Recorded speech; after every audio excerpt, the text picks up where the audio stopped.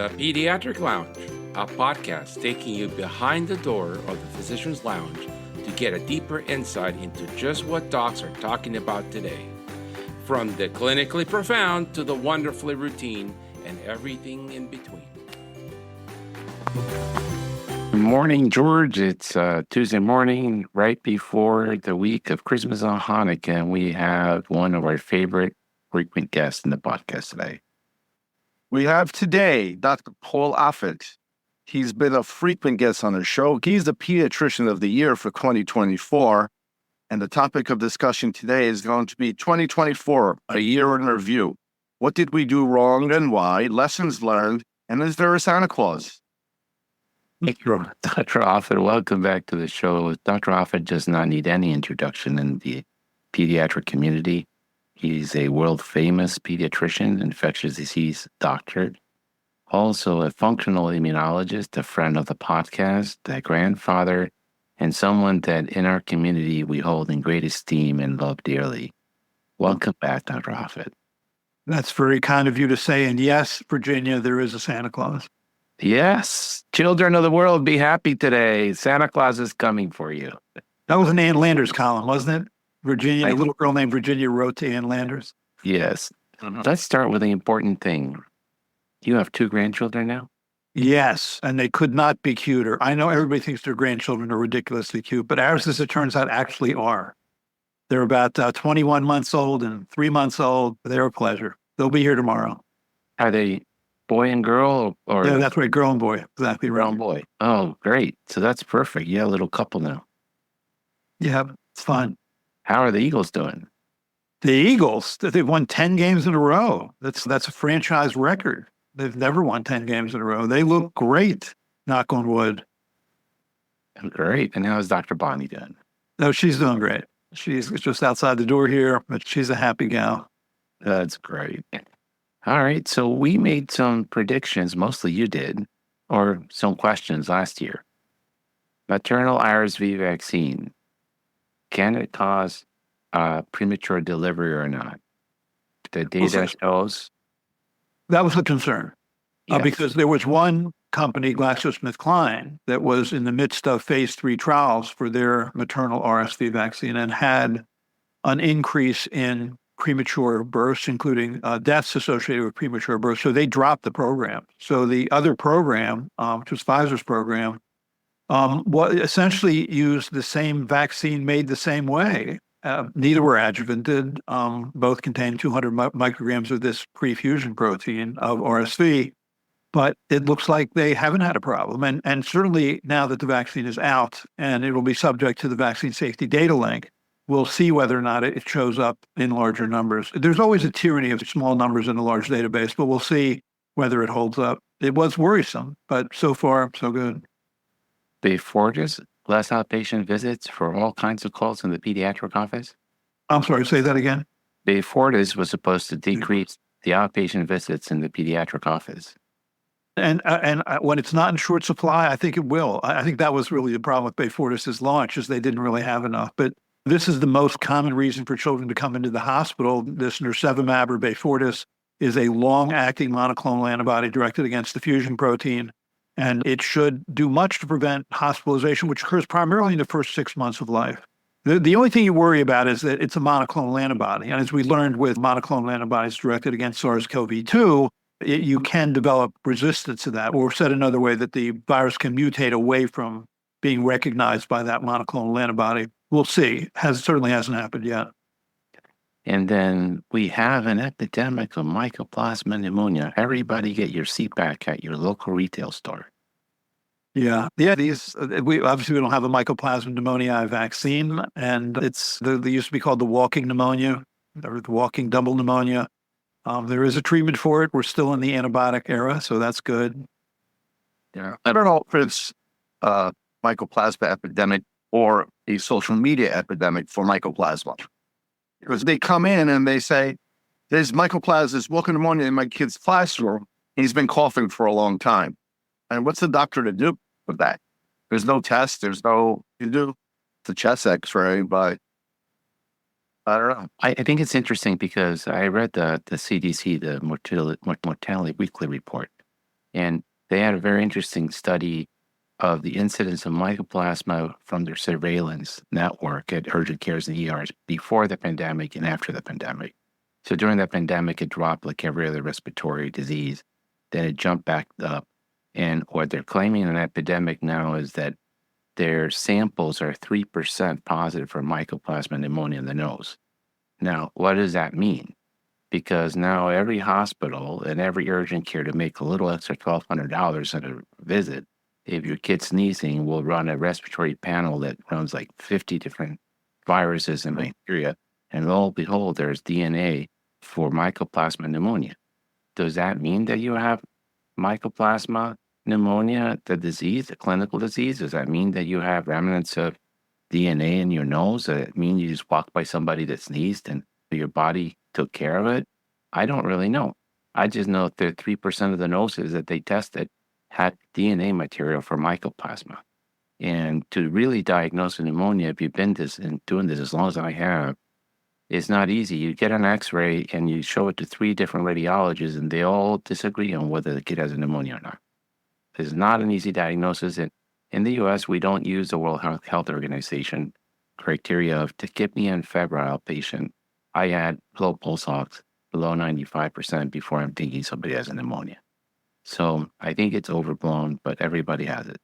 Yeah, but also in today's day and age, there's access to care. Back in the day when Dr. Bravo was a little doctor, people used to not go to the doctor right away. You know how many times I asked, how long you been sick for? An hour. Yeah. So what are your thoughts? He's didn't progress yet. What are your thoughts? I think that the PCR test is good in one way and not so good in another. It's good in that it's very sensitive. It's bad in that it's very sensitive. So you can have, like in my world, when we worked on rotavirus, if you're infected with rotavirus, for example, you will shed rotavirus antigen, live infectious rotavirus, for about 5 to 7 days, but you'll be PCR positive in your intestines for 6 months. So even though you're well past your infection. So I think it tells you what's happened to you somewhat recently. But I think so the combination of the test and a chest x-ray, which has a more typical pattern, a diffuse interstitial pattern that is classic for mycoplasma, I think those 2 things help you. The test alone may not tell you what's going on actively. So don't you have to be sick for a long time for that chest x-ray to be positive? That's why they call it walking pneumonia. You're sick for a while and you don't even know it and you walk in.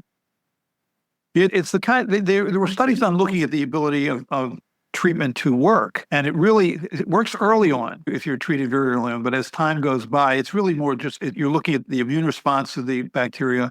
And probably bacterial replication has dramatically decreased at that point. And so I'm not sure to what extent treatment works much later in the illness. But you're right. Was there any other great articles in 2024 that you came across your desk that I'm not aware of that you think everybody should know about in PEDS? For me, I've just been being on the FDA Vaccine Advisory Committee. I've been immersed in COVID. So to me, it's COVID all the time. But that's been my life. That's been your life for 4 years. And then the election. What lessons, if any, can be learned from the people's will and used in the exam room today? I'm sorry, Herb. Say that again. Well, what lessons can we learn from the election that carry into the exam room? Because the people sent a message. Yeah, I think it's a frightening time, to be honest with you. You have the people who are being considered to have prominent positions in public health have taken anti-public health stances during this pandemic. Robert F. Kennedy Jr. has been nominated to be head or Secretary of Health and Human Services. He's a man who has said recently that he thinks no vaccine is a benefit. He thinks that the polio vaccine has killed, in his words, many more people than it ever saved. He thinks the COVID vaccine is the most dangerous vaccine ever made. He drinks raw milk because he doesn't believe in pasteurization, which is interesting since it's because of pasteurization that milk no longer contains E. coli and salmonella and listeria and campylobacter. He believes that SARS-CoV-2 virus was created in the laboratory, which is wrong. It was an animal-to-human spillover event. He believes that not only that the virus was specifically engineered by scientists to attack whites and blacks, but spare Ashkenazi Jews and Chinese.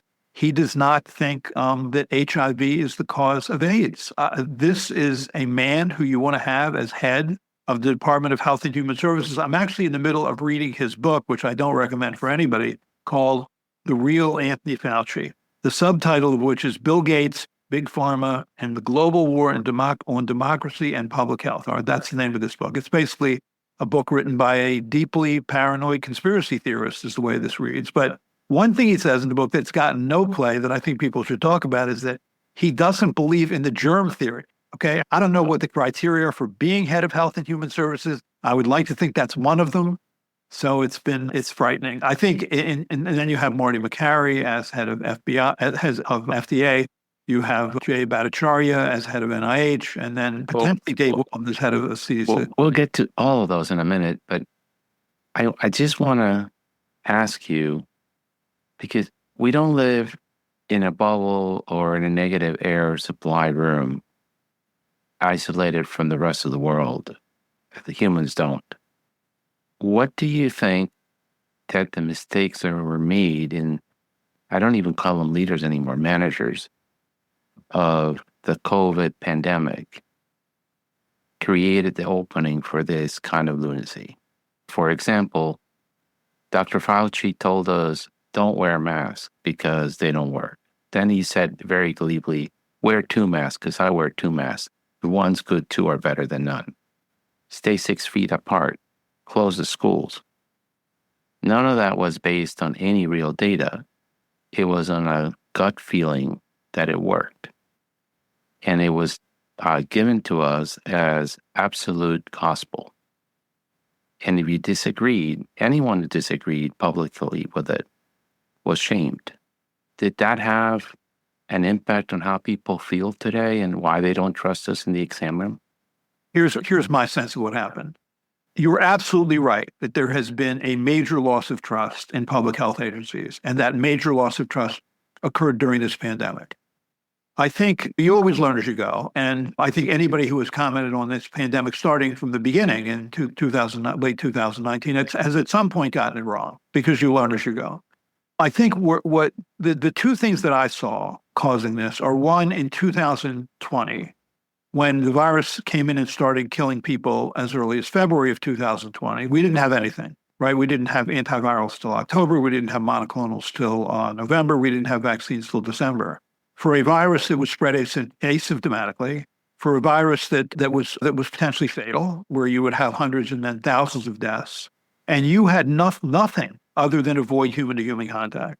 Did we definitely lessen the spread of that virus by doing what we did, meaning close schools, shutter businesses, restrict travel, isolate, quarantine, mask, distance? Yes, we definitely did. And the question is at what price? But we typically see coming into our hospital in October, November are flooded. We're usually flooded with RSV, flooded with flu. We saw not one case of RSV or flu in the winter of 2020, 2021. That's amazing. So did we save lives doing that? Yes.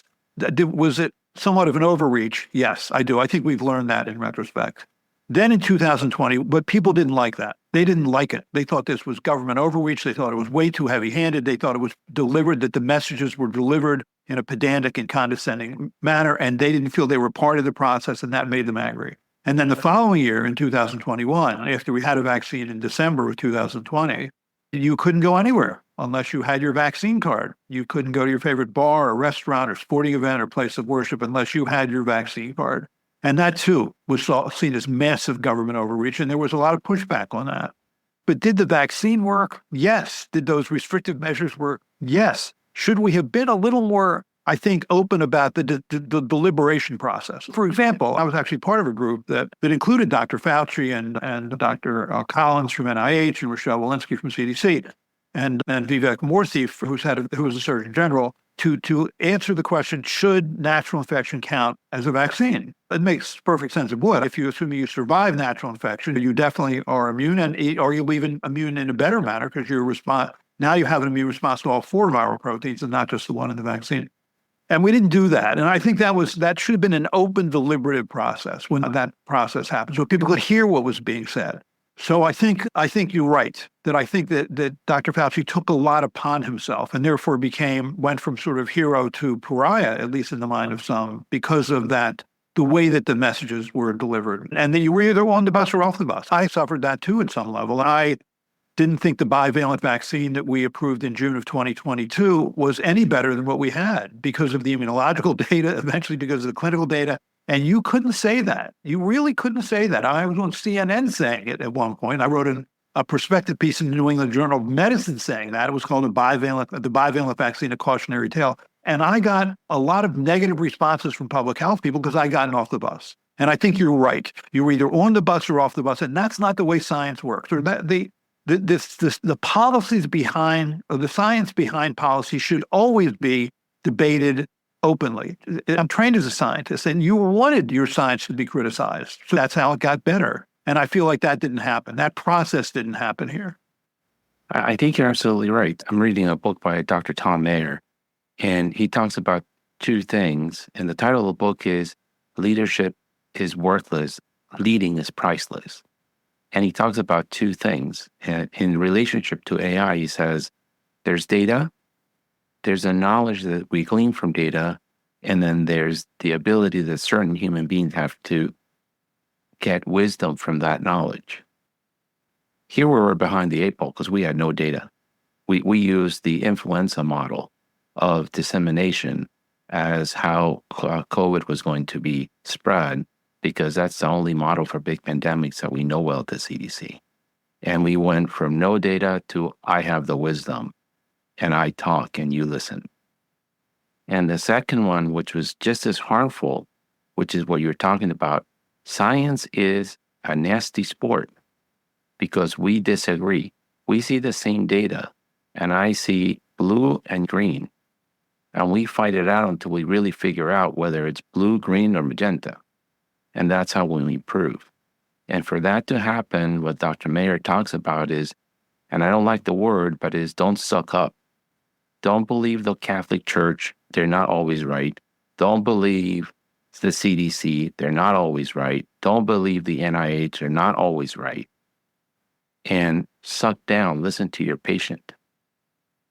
Because sometimes the patient knows more than the experts.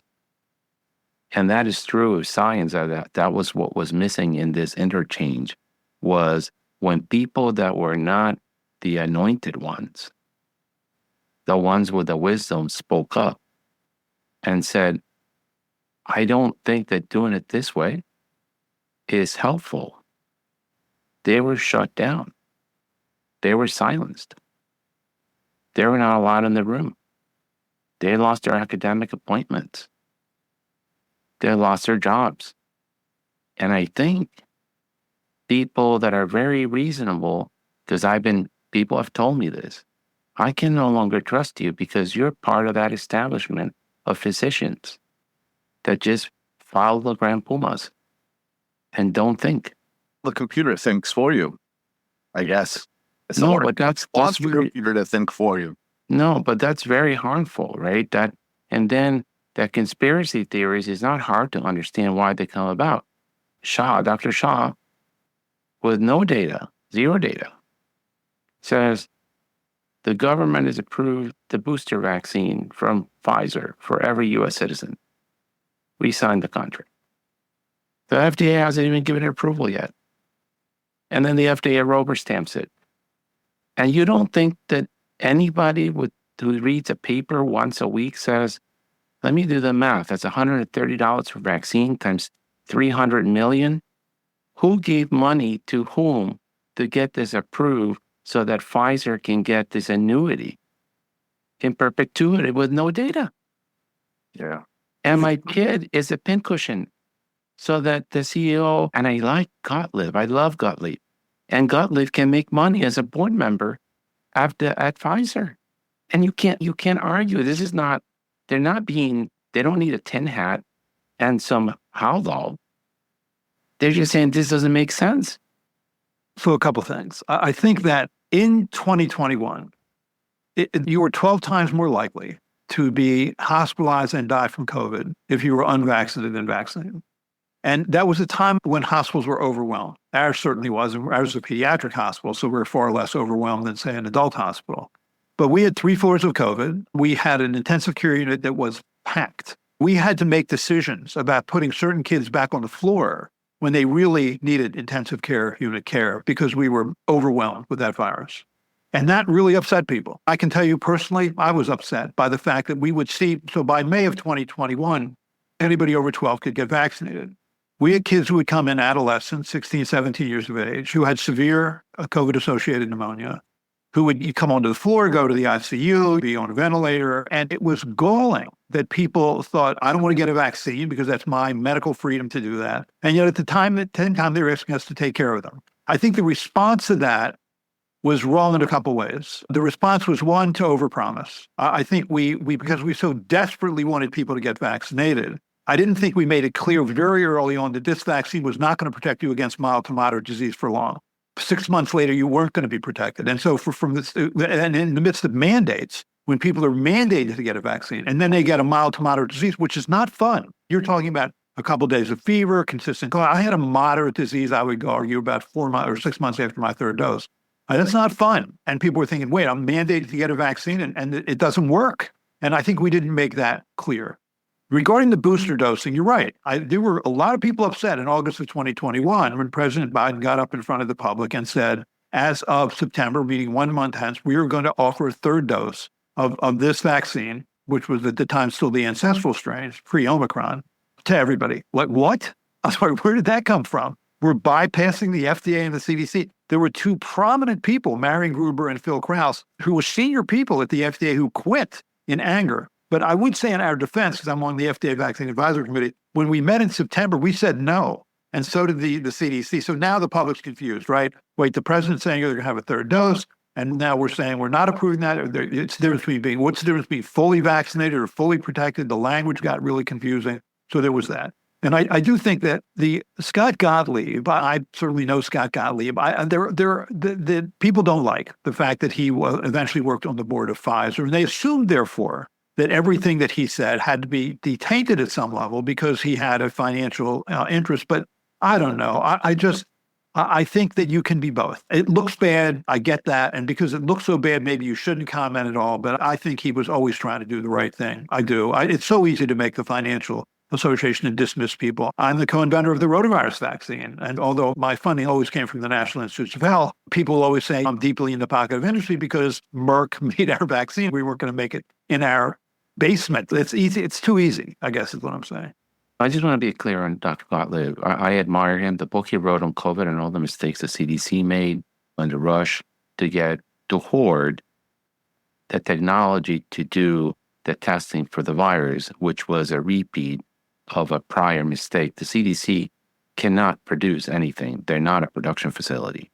And he was very blunt about all the mistakes that were made in his book, and it's a wonderful book. And I think that there's 2 mindsets. And I am involved in pharma. And one of the reasons I think you need to be involved in pharma is because this is how the world works. You either are invited to the dinner party or you're the supper. Decide. And so I want to be in the meetings when they're talking about implementing new things that's going to affect children and pediatricians and bend their minds in a way that they do good. Now, you can judge me because they pay me for this. I am trying to influence people to do better. And I think Scott does the same thing. But I can also understand when the White House says we bought the vaccine from Pfizer, the FDA has not approved it, the CDC has not recommended it, and Scott sits on the board, people start saying this is an annuity for Pfizer. How did this happen? Why? And why should I put my kid's leg so that they can get richer?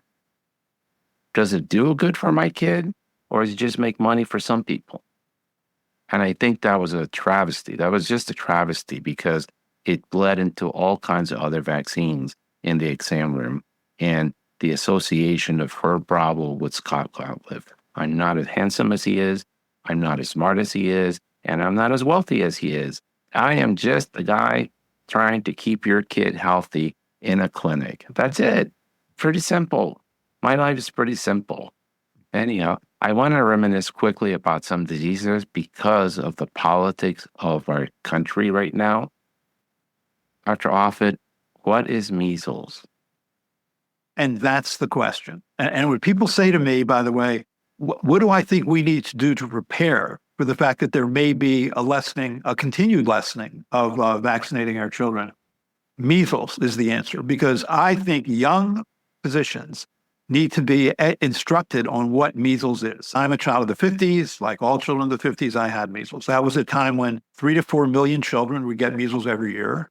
About 48,000 would be hospitalized. And when they were hospitalized with dehydration, severe dehydration, and pneumonia, that's what got you into the hospital.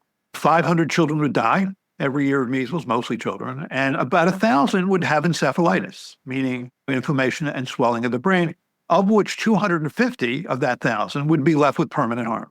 Measles was a bad disease. Measles was something to fear. I heard Jenny McCarthy years ago on Oprah's show saying, I'll take the measles every time, because she didn't want to give her child the measles vaccine, measles-containing vaccine, because she thought that would cause autism. What that tells you is that it's not only that we've largely eliminated measles, we've eliminated the memory of measles. People don't remember how sick that virus can make you. But I think what's happened?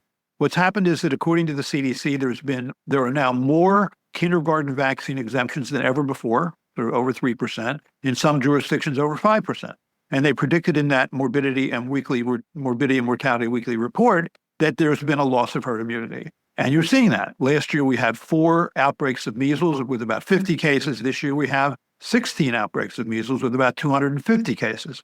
Get to a couple thousand, measles has a mortality of about 0.1%. So get to a couple thousand cases of measles, which is perfectly possible, and you're going to see measles deaths again. And I don't think people realize how contagious this virus is. We have the flu model, or the SARS-CoV-2 COVID model, which has a reproducibility index of about 2 to 4. Measles has a reproducibility index of 18, and here's why. It's not transmitted just by direct person-to-person spread. You just have to be in that person's airspace within 2 hours of them being there. When someone comes into our emergency department with suspected measles and they bring them back to a treatment room, they'll occasionally bring old people like me down to take a look, because I know what measles looks like, because I've had a lot of experience with measles, and measles makes you sick. I can really tell within 30 seconds whether somebody has measles. But let me just tell you one quick story to give you an idea of the contagiousness. This was a story that was reported in New England Journal of Medicine years ago. So it's a story of a 17-year-old girl as part of a church group. She gets on a plane to Romania. She visits an orphanage. She visits the hospital. And then, unknown to her, she catches measles. Gets back on the plane, comes back home. Within a couple of days, she goes to a church picnic that involves 500 people. This wasn't a fundamentalist church. People were vaccinated. But so of the 500 people at that picnic, 35 had never been vaccinated and had never been naturally infected. Okay, so she's at the church picnic for 2 hours. 31 of those 35 people got measles, which tells you she didn't have to have direct contact with them. This is a highly contagious disease, and this is what I fear the most. And well, the incubation period's very long, right? It's about 7, 10, as long as 14, sometimes as long as 21 days, yeah. And so that's a problem, because I tell the parents, and you're going to laugh. Please don't think less of me after I say this story. But I tell people that if HIV gave you a red dot in the middle of your forehead, no one in their sane mind, no matter how drunk they were, would have sex with you. And that's what is one of the problems of these very effective bacteria or viruses that don't give you symptoms, and you walk around either incubating or asymptomatic, because nobody knows to fear you. And that's one problem with measles. A long incubation period allows you to go around your life and hug other kids, kiss other people, go to parties, and you're infecting the world, and no one knows any better. And that's right. And second of all, the other thing that's a problem is the late complication, right? Some kids died of a progressive encephalitis months after they developed measles, correct? And it's a devastating disease that there is no cure. Your kid slowly fades away into the grave. Yeah, so I'll take the second one first. So you're right. It's called subacute sclerosing panencephalitis. It's a chronic measles infection of the brain. It's usually years later. And I've seen 3 cases in my life, and it's devastating. Children gradually their handwriting becomes less legible. They start to have personality changes, and then they lose motor and sensory skills, and they die. It's invariable that they die. There are drugs that are given that make no difference, and they die. They die a chronic, miserable death of SSP. But the incubation period, you're right, it's true of actually many infectious diseases. You're most contagious right before you develop symptoms because the virus attaches, enters, it begins to replicate, and then you have replication increases, and then your immune response starts to kick in. When your immune response starts to kick in, which is really when you develop symptoms, it's your immune response that causes symptoms. That's when the replication starts to decrease. So you're most contagious a day or two before you develop symptoms. So that's what makes it even more frightening, this particular disease. But SSP, I think if they ever show just a video of a child with SSP, I think that probably more than anything else would make it so that everybody got a measles-containing vaccine. Yeah. George, how long ago when you got measles as a resident? I'm one of those people that actually remembers the measles. And I use my story of the measles when I was an intern to share that information with my patients on videos when we send it for their 12-month video visit, right? How long were you out? I was out for 2 weeks in the hospital. 2 weeks in the hospital. And you're not a wimpy guy. No, I was 29, 30 years old. Did you enjoy having measles? What's that? Did you enjoy it? No, it was horrible. You had fevers, 105, 106 fevers. You had this thick stuff in the roof of your mouth. You could just scoop it right out of your mouth. You couldn't breathe. You were dehydrated. You couldn't eat. You started to get altered mental status a little bit. And then what was worse, after you got better from the measles, I had side effects from the medical treatment that they gave me to manage the symptoms that I had. So I was vomiting. They gave me Compazine. And then I had that dyskinesia with twitching, and it was horrible. So it's not the common cold.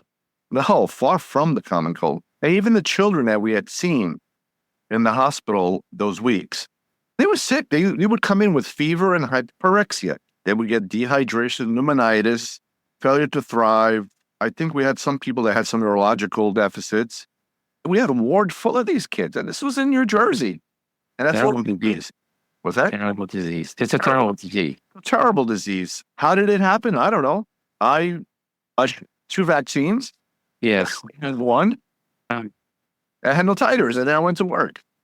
No titers back then, paper charts. This episode is sponsored by our friends over at Freed AI Medical Scribes. Let's hear what they have to say. What if you could take the computer out of the physician-patient relationship? With Freed, you can. Freed is the AI medical scribe that listens, transcribes, and crafts perfect soap notes for you seamlessly. This isn't just another productivity tool. Freed is a life-altering solution for physicians, helping you regain the joy of practicing medicine. Freed frees you from the burden of documentation, so you can focus on what really matters, your patients. With Freed, the computer is no longer a barrier. It's a quiet assistant that works in the background, capturing every word of your patient interactions, accurately and quickly. The result, you're fully present in each visit, building stronger connections and offering more attentive care. And when the day is done, your notes are too, leaving you with more time to focus on yourself, your family, and your life outside of medicine. Freed is the solution thousands of physicians swear by to reclaim their passion for medicine.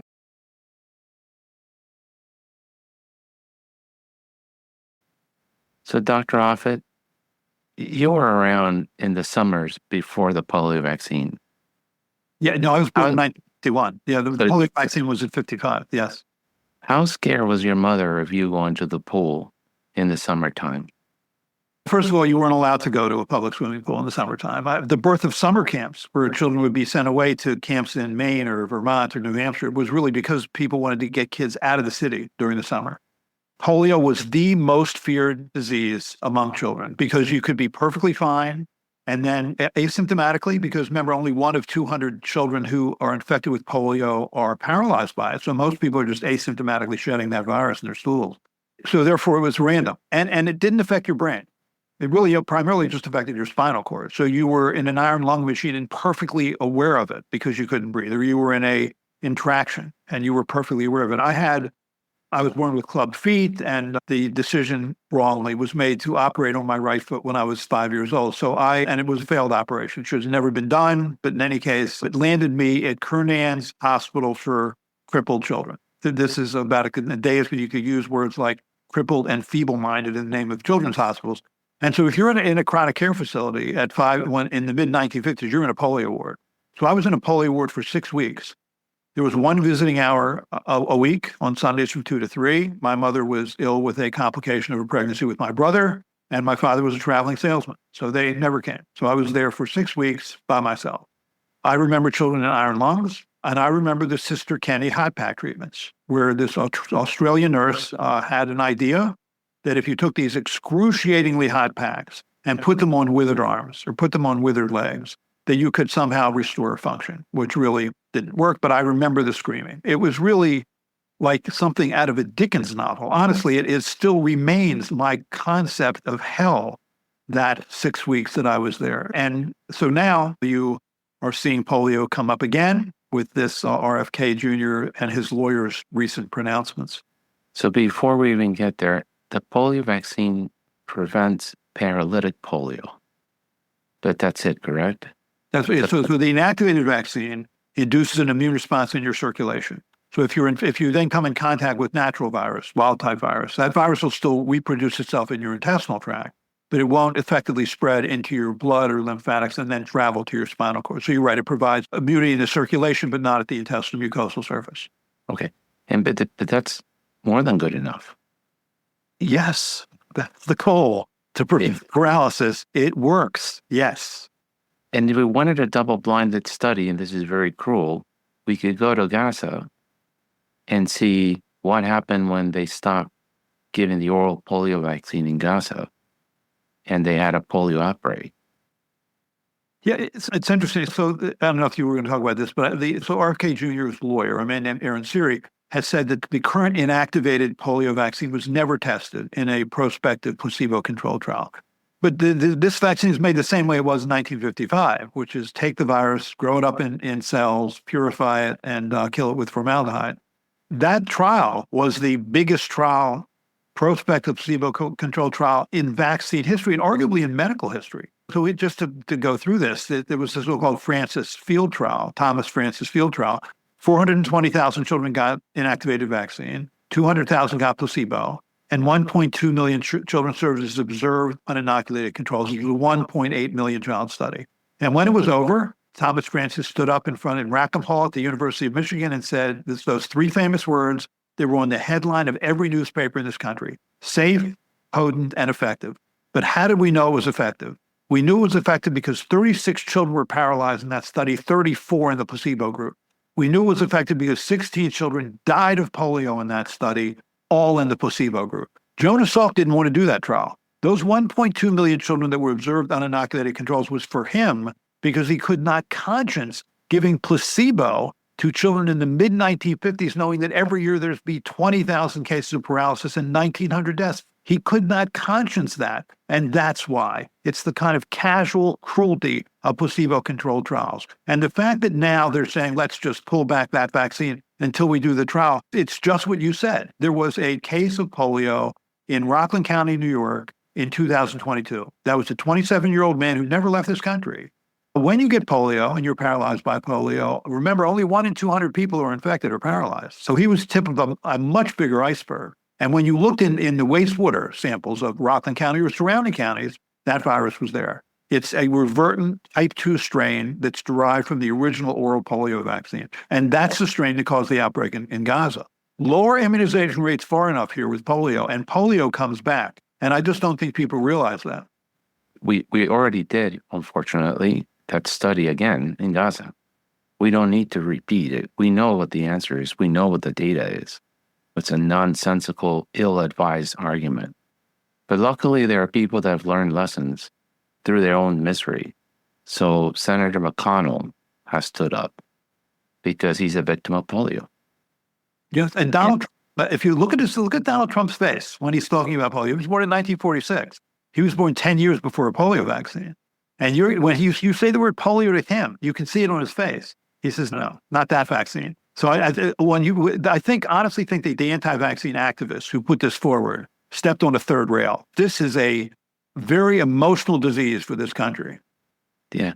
In your book, Vaccinated, you describe how church bells, synagogues, they all celebrated when they heard the news from the University of Michigan, and mothers cried throughout America. Including my mother. I remember that. A lesson never to be forgotten, I think. Why are these anti-vax people even debating polio? We've been given polio, the inactivated, for 24 years, 25 years. It's been around a long time. And then the oral polio was longer than that. Why are they even talking about The it? IPV was first, Yeah. and then they did the oral polio, and then And we're back. Dr. Offit and I disagree on this because we come from different neighborhoods. So that's something for a discussion another day. Oh, Bobby, you are now your father's son. What did Bobby have to do with the death of 80 children in Samoa? In Samoa, right? So there was I think it was around 2017, 2018, there was a nursing error. The measles, mumps, rubella vaccine in Samoa is lyophilized. It's in powdered form. So it needs to be reconstituted in normal saline. These two individual nurses, instead of reconstituting it in normal saline, reconstituted it in a muscle relaxant. They each vaccinated 12-month-old, two separate 12-month-old children, both of whom immediately stopped breathing and died. So RFK Jr. seized on that immediately through Children's Health Defense, through his Facebook page, and just kept saying that the MMR vaccine is killing children in Samoa. He then went to Samoa, met with anti-vaccine activists, met with senior public health officials, met with the Samoan prime minister to again amplify his notion that MMR vaccine was killing children in Samoa. And so there was a drop in immunization rates from about 73% to around low 30% range. And with that, there was a massive outbreak. There were 5,700 cases of measles and 84 deaths. Virtually all of those deaths occurred in children less than 4 years of age. And I think RFK Jr. had everything to do with that. The thing that was most interesting to me just about how RFK Jr. thinks about things is that when he met with the president of Samoa, and this was now an outbreak that was starting to happen, he said, it's not measles virus that's doing it. It's measles vaccine virus. Now, in fact, this was investigated by public health officials. It was the D8 strain of wild-type measles virus that, not surprisingly, was causing this outbreak.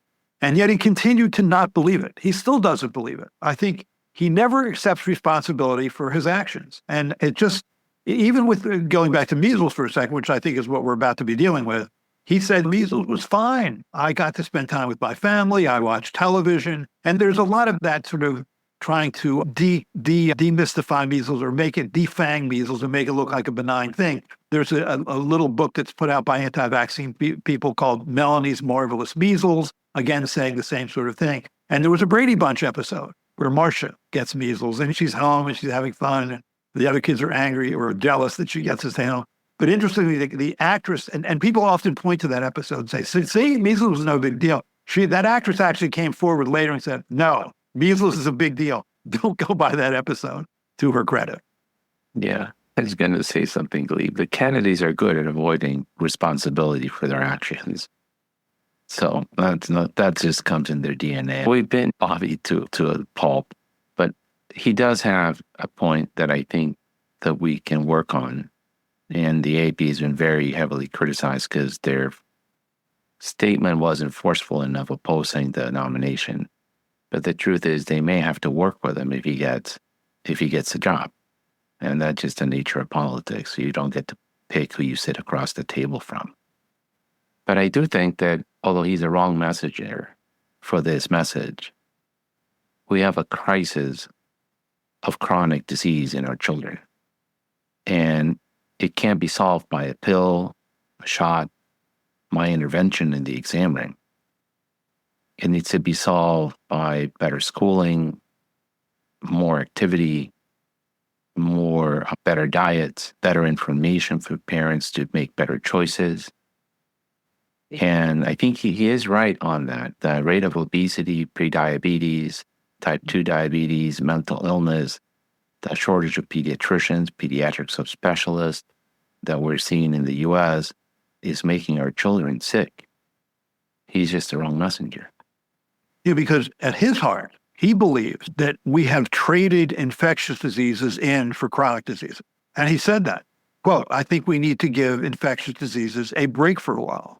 He thinks that the vaccine schedule is far too aggressive and that we're just overloading children with far too much that's causing them to have chronic diseases. And when he says chronic diseases, he really means autism. He does. If you listen to the way his context for those statements, that's what he means. He still thinks vaccines cause autism, despite abundant evidence to the contrary. But you're right. Certainly things like obesity, type 2 diabetes, which is a consequence of poverty, poor nutrition, of medical access, it's the drinking, smoking. There's many things we can do to make ourselves healthier. I remember, I'm old enough to remember the President's Council on Physical Fitness, when you had to go out to the playground and do a certain number of pull-ups and chin-ups and sit-ups and stuff, and it was great. I'm all for it. But you're right. He's not the man for that message because he's a science denialist. He doesn't believe data. You can't have a person like that in that position.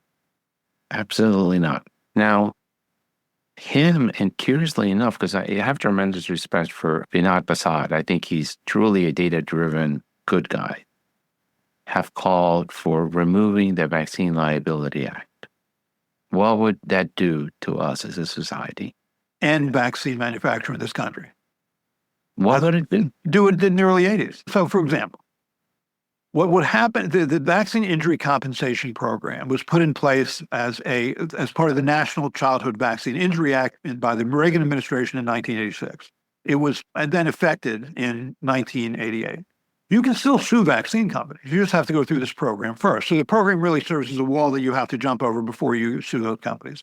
Before that program, you had the civil litigation drove vaccines and vaccine makers off the market. I mean, you went from 6 measles, mumps, rubella vaccine makers to 1. You went down to 1 pertussis vaccine maker, literally, who said, that's it. We're not making vaccines anymore. Turn this over to civil courts and civil court lawyers, and you will end vaccine manufacturing in this country. That's what will happen. So I completely disagree with Vinay Prasad, who also tends to be a bit of an apologist for RFK Jr. Not a big fan.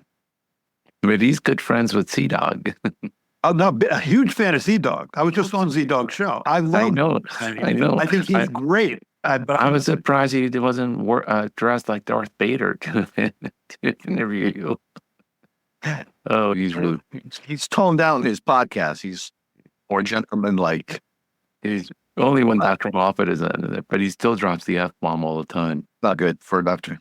So thoughts on Dr. Oz, of all people, to run the CMS? I can't say that without laughing.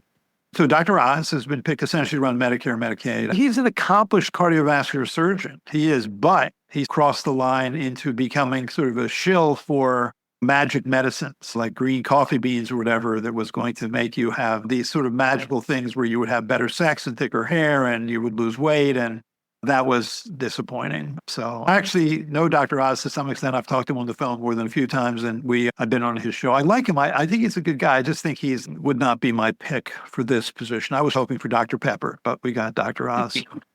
But at least Dr. Oz can read a journal article. Yes. Yes. He's brilliant. I think my man Oz is brilliant. I do. I just think he got drawn into this alternative magic medicines. And to me, there's no such thing as alternative medicine. If a medicine works, then it works. If an alternative medicine doesn't work, then it's not an alternative. Marty McCary. Right. So he's a contrarian, and that's what sort of brought him into the limelight again. So he was one of those who kind of let the virus run wild, which Scott Atlas was there, Jay Bhattacharya was there, the sort of great Barrington Declaration, just let's stand back, protect the most vulnerable, people over 80, people in nursing homes, but otherwise let this go wild. And look at how well Sweden did. But first of all, Sweden certainly did better than we did. But Sweden didn't do better as compared to other Scandinavian countries, which is the more reasonable comparison. They didn't do better than Norway. And in fact, people in Sweden, actually, including health officials, in the end were very angry at the way that was handled there.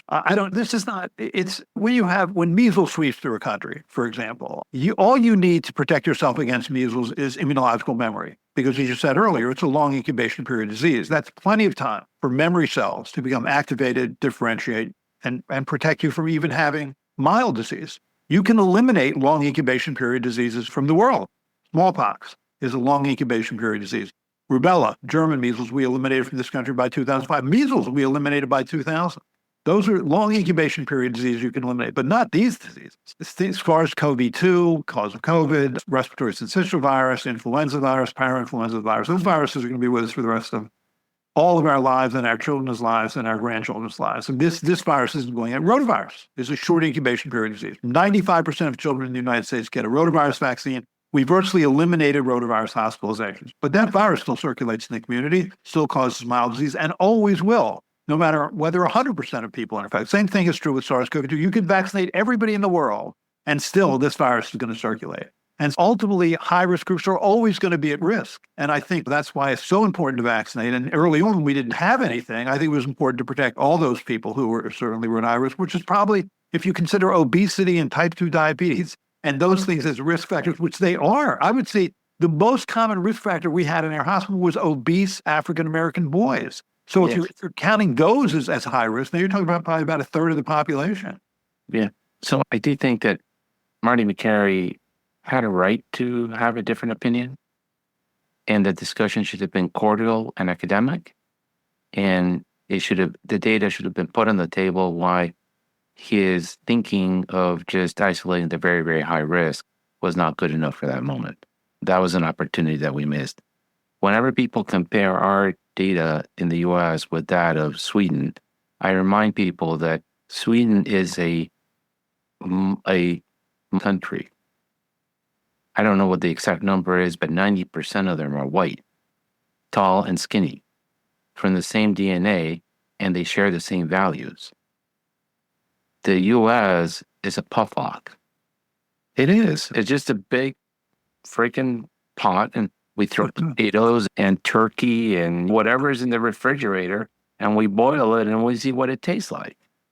So you can't compare in a statistical analysis something that is just one way to something that has many variables. And so whenever they compare the life expectancy of the U.S. population to Sweden, I'm like, you're not comparing the same thing. I do think that what I do like about Dr. Makary is that if I get this right, he wants to put term limits on the leadership at NIH and make the NIH more aggressive in moonshots. He would be at FDA, Makary, right? It would be Pediatric, yes. Pediatric. I do think that if Pediatric does put term limits, that would be a good thing, because I think new people bring new ideas, new management styles, and lessens corruption. That's why the military won't allow you to have a post of command for more than 2 or 3 years. They don't want the 3 of us to get too chummy in one base in Germany and start doing little things that we shouldn't be doing.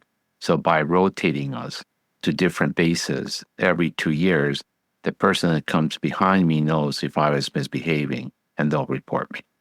The downside, which is what my friends in the Hill say, is that, because I also think we should have term limits on senators.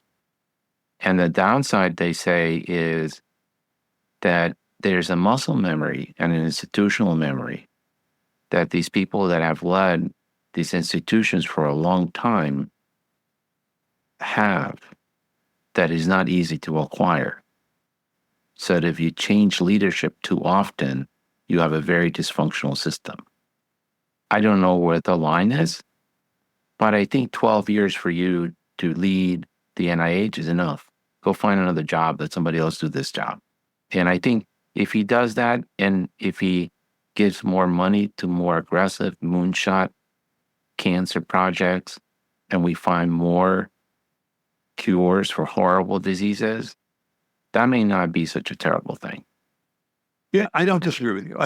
Here's what bothers me about both Marty Makary and Jay Bhattacharya, is that both of them get in front of Congress and say, this was a lab leak. This virus was created in a laboratory and then leaked, when that's never happened before in the history of humankind, 1. 2 is with people like Michael Warby and Chris Anderson and Mary Koopmans and Eddie Holmes. Look at their papers in Science and Cell, where they go and where they go to whatever is now called, I think, Stall A in the southwestern section of the Hunan wholesale seafood market, and find clear genetic evidence of SARS-CoV-2. That all the early cases were there. That you can, when you do phenotypic analysis, that you can see that it spreads from there. That they have that you have this right next to mammalian DNA of like palm civets and raccoon dogs and the bamboo rats, the kind of animals that could be intermediate hosts, and to know that SARS-1 was that and MERS was that. And 70% of the pathogens, viruses, and bacteria that affect us were animal to human spillover events. And they glibly get up in front of Congress and say, this was a no-brainer, it was a lab leak. See, I don't like science denialism from people who are going to be in scientific positions, because I think, what else are they going to deny? Yeah. Okay. And then, that's a problem. I do think that Marty McCary is not going to allow the FDA to approve a booster vaccine from Pfizer without data that is better than what we have right now. I'm all for it. I think he's going to put a stop to that, unless he gets fired by President Trump for doing it. But he will put a stop to that. I have some questions from Dr. Kane, who's a loyal listener and big fan of yours. And his first question is, why are parents refusing hepatitis B vaccine? Hepatitis B. Yeah. I think it's hard for a shot that's given within 24 hours of birth to watch. I think that's probably part of it. And here's why we give the hepatitis B vaccine at birth. Before the hepatitis vaccine was recommended for newborns in 1991, every year, there would be 18,000 children who, in less than 10 years of age, who would get hepatitis B. If you got, and 9,000 of them would get it by passing through a birth canal that had hepatitis B virus in it, and the other 9,000 didn't get it that way. They got it from relatively casual contact from someone who didn't know that they were silently infected with hepatitis B, with whom they shared a toothbrush or washcloths or were kissed or whatever. This vaccine, which came in 1991, has virtually eliminated hepatitis B in children less than 19 years of age. Remarkable.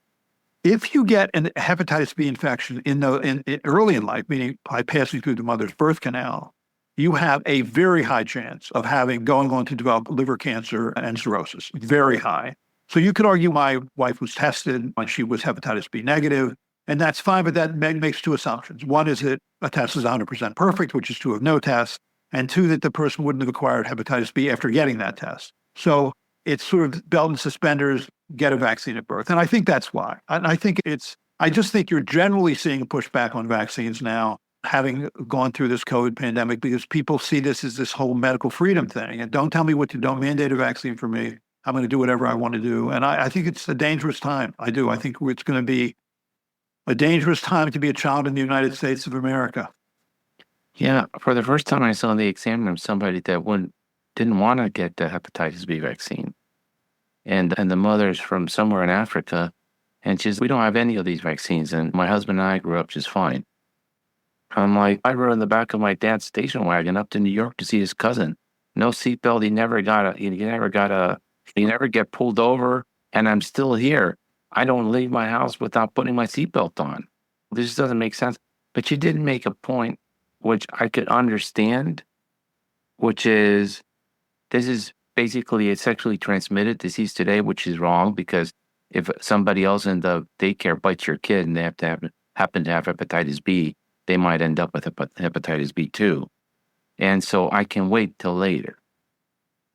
And I was like, if you at least take the measles, if you take the pertussis vaccine, the Hib vaccine, the pneumococcal vaccine, and the rotavirus vaccine, let's talk about the hepatitis B next time you come in. Mm-hmm. Because those other four, I really think they could kill your kid. I can't recognize the disease, and I don't think we know how to take care of it because we don't see it anymore. Yeah, I think people just don't know stories about hepatitis B, because interesting, the RSV vaccine, right? Brand new vaccine. People are breaking the doors down for it, and they'll give it to that kid 24 hours of age, no problem. Yeah. And it's new. And then Why? Yeah, unfortunately, I have to go soon. Meeting. Okay. So I have one more question. Sure. Went from 1 month to 6 months, and it's shared decision making. I'm sorry. Say the beginning. I missed the first part. Meningitis B went from one month to 6 months, and it's shared decision making. Why is that? I wish I could give you a good answer. First of all, I don't like the shared decision-making thing. And I'll tell you, I know it's unpopular, but for me to say that, but here's why. I think recommending bodies should make a recommendation. I think the recommending bodies are the ones who know the data the best. Make a recommendation. If it's followed, if not, it's not, but make the recommendation. I think shared decision-making basically I think, puts the physician in a difficult position because they're not sure what they're supposed to do. And I think parents, we're now living in an age where expertise is not only undervalued, but dismissed. I do think it's okay to say, this is what I think you should do, but we're not living in that age anymore. So we punt. That's what we're doing. We're punting. We're saying, you decide. And the immunity of the meningitis B is short-lived, right? For men B. So it's a protein based vaccine, unlike ACWI, which is polysaccharide based. But no, you have good immunological memory, and that's good to protect against, say, meningitis, which takes a while to develop, as distinct from sepsis, which you can develop very quickly within hours of coming in contact with the bacteria. So there, it's really, you need to have high levels of antibodies in circulation at the time of exposure. So that, in that sense, it is, yes. All right. Thank you for that explanation. Finally, your award is on your way. It was supposed to be delivered yesterday, but it'll be delivered between 1 and 5 today. So we're going to have to ask Dr. Bonnie to take a picture of it, because I was bothered by that little figurine for when you played baseball that you showed up. I got you a bigger one. So now you can show that. It's much bigger than that. It's not a Nobel, because I can't give you a Nobel, because if I could, I would. We've decided that you're the pediatrician of 2024 for the Pediatric Lounge, and we want to thank you for not this year, but decades of work, decades of informing pediatricians, decades of educating our children, and the millions of lives that you have saved by putting 26 years of patience and elbow grease into preventing children from dying from rotavirus. You are our hero. Thank you. And may 2025 be a blessed year to you and your family. That means a lot coming from you and George. So thank you so much. I really appreciate that. We love you. You're just a wonderful human being. Thank you for your time today. Hugs to the family. All right. Thanks. Take care. Have a good New Year. You too. Thank you for listening. This has been a production of the Pediatric Lounge. On the show notes, you will find links to our co-host and other important notes, as well as a timetable of the topics discussed today. Don't forget to follow us on social media and subscribe to wherever you listen to your podcast. Leave us a great review, as it helps us greatly. In the meantime, we will see you next week. The Pediatric Lounge. The conversations are not intended as medical advice, and the opinions expressed are solely those of the host and the guest.